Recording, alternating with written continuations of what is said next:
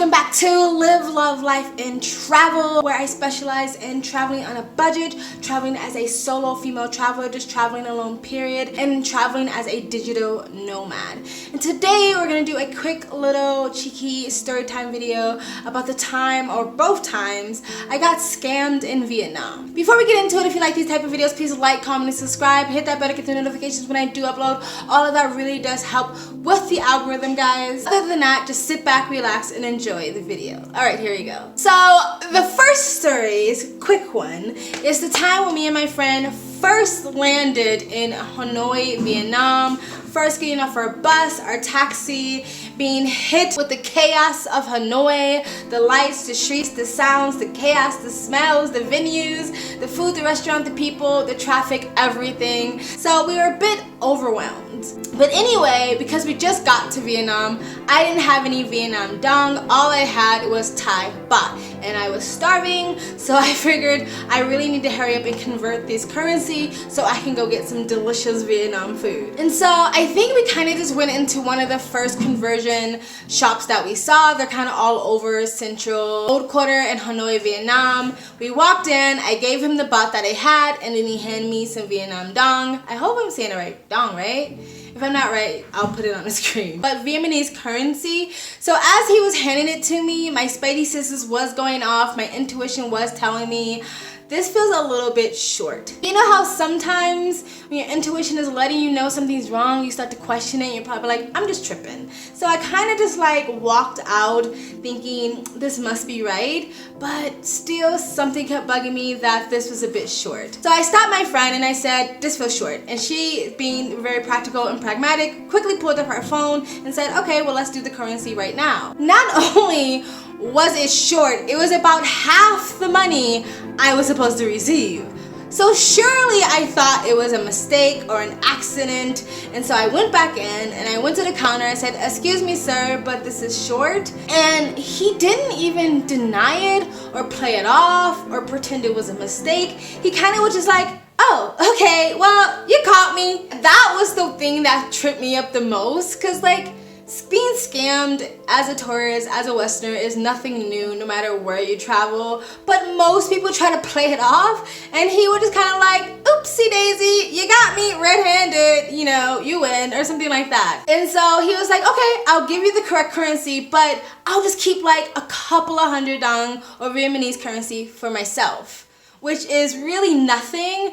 And for the most part, a lot of places will take off just a skim off the top. So I said, fine, give me my money, and we walked away. That was pretty much it. That was the first time I got scammed within 10 minutes or less of landing in Hanoi, Vietnam. Before I started traveling to Hanoi, of course, I did what most travelers do. I Googled a couple of things, I looked at a few YouTube channels, and I did hear a scamming is something that you will run into in Vietnam, mostly hacking up the prices of things if you're a Western tourist and making you pay more than the local price or more than the actual price. That's something I never actually ran into, I don't feel like, in Vietnam anyway. But honestly, that is not a Vietnamese thing, that is an everywhere thing. You just kind of have to be aware of it, create your boundaries, and put your foot down if you realize it's happening. So the second time I got scammed is a little bit of a wee longer story. So I had already paid for an extra 2 weeks in Vietnam.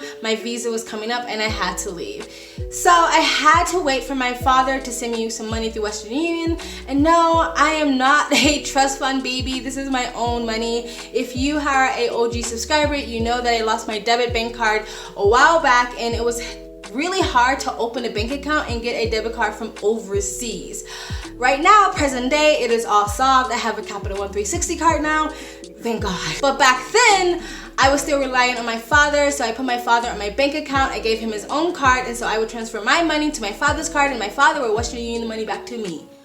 It was a headache, but it was the best I can do, but it was basically a routine for a bit over a year. But sometimes either the software at Western Union is down, or it's a holiday, or my father is busy and he can't just send me the money.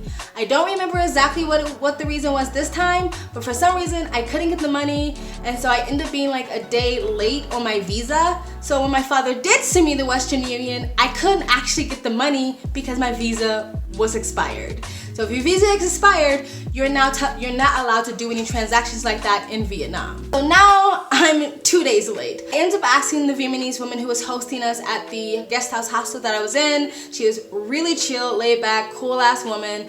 And I asked her if I could have my father send her the money and she pulls it out for me so I can get the hell out of Vietnam. She obliged, thank God, we got the money out, but now I'm 2 or 3 days late and I don't know what I'm supposed to do because most countries charge you a late fee. With the advice of my Vietnamese host of the guest house and doing some Google research, forums, blogs, YouTube channels, you know the whole deal, what am I supposed to do if I am late on my visa or my visa expired in Vietnam? Both my host and the results of my search said don't even bother going to immigration because immigration is more geared to Vietnamese people. Nothing's really in English. People don't really speak English and you have a really hard time navigating your way through the immigration system. So I don't know how true that is today or how true that was back then, but that was the advice that I got. So basically my host and the advice from Google searches said that what you should do or what most people do is just go to the airport and just give the money to the sort of security information desk. Now, because technically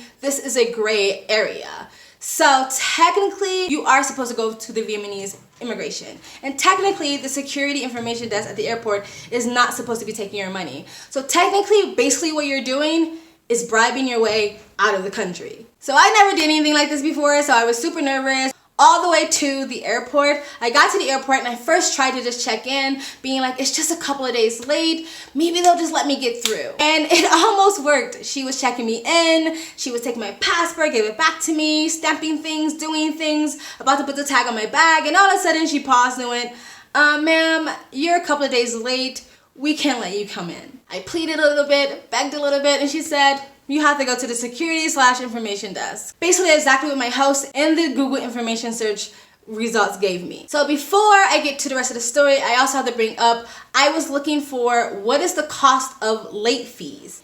And I kind of whittled it down to it's like $20 US for a couple of days, 2 or 3 days late. However, because this is basically a bribe and basically a gray area, the security information desk people are going to ask you for a lot more, usually over $100 US. However, from the advice that I got from the host in my Google search, they're basically saying stick to your guns and just don't give them $100.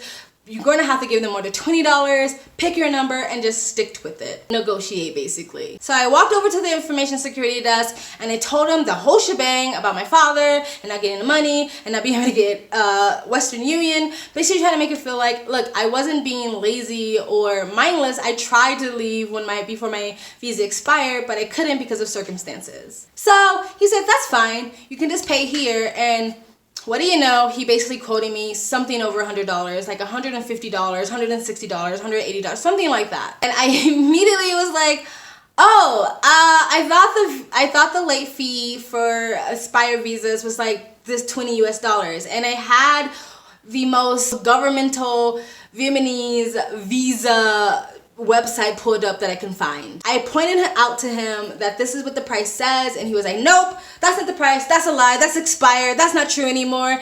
This is the price and you pay it or you miss your flight. So what felt like forever but was probably more like 5 minutes, we went back and forth a few times and I explained to him, hey, because I thought this was the price, this is all the cash I have, and I just explained to you that I don't have a bank or a debit card, so this is all I have. So we went back and forth, he just saying, nope, there's nothing I can do for you, you're gonna miss your flight, you have to pay or not, and me going back and forth going, please, please, please, trying to do the most puppy eyes that I can possibly manage. So at this point, I understood what was happening. We're basically playing cat and mouse right now. This is basically the negotiation tactics.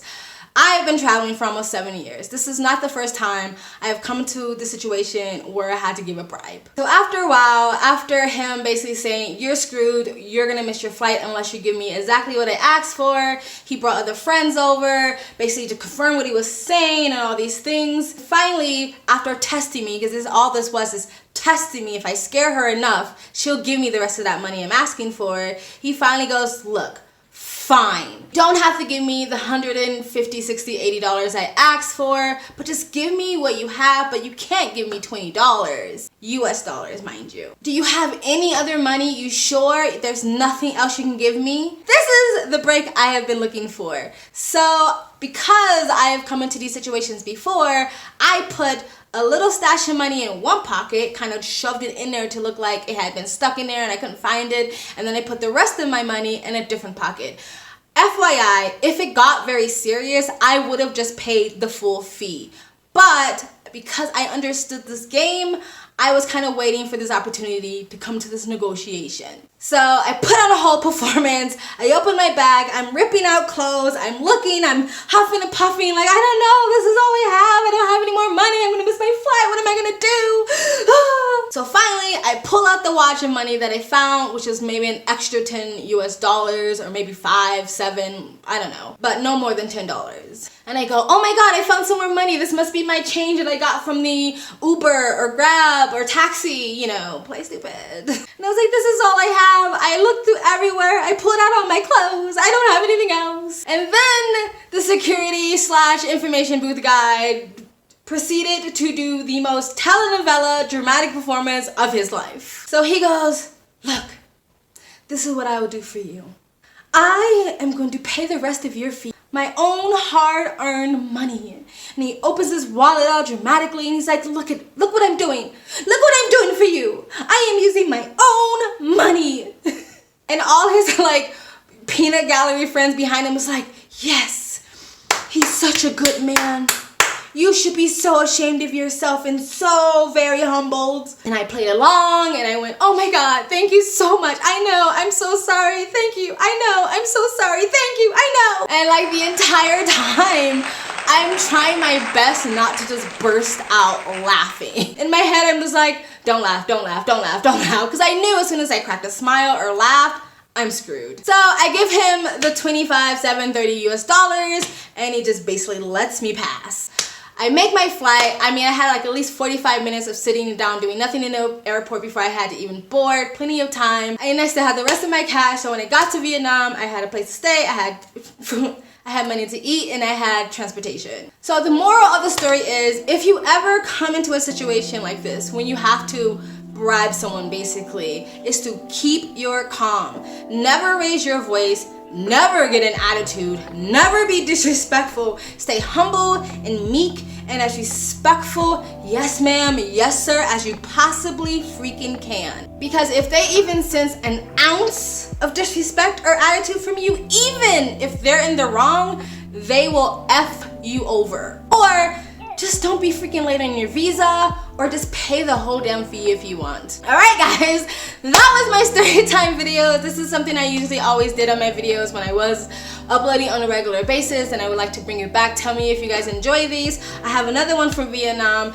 and it's basically the time that I got hit by a motorbike. I would tell you the crazy story and where I went wrong to cause that whole drama upon myself. So if you like these type of videos, please like, comment, and subscribe. Hit that bell to get the notifications when I do upload. All that really does help with the algorithm, guys. And if you go into the comment section below, I have a link to my entire 7 years, almost 7 years of travel, and it's coming from the most current to the oldest. So it's gonna be starting with my Indian and my Sri Lankan travel. So if you're interested in that, go down below and click on it and just binge and enjoy. All right guys, from Live, Love, Life, and Travel. Bye.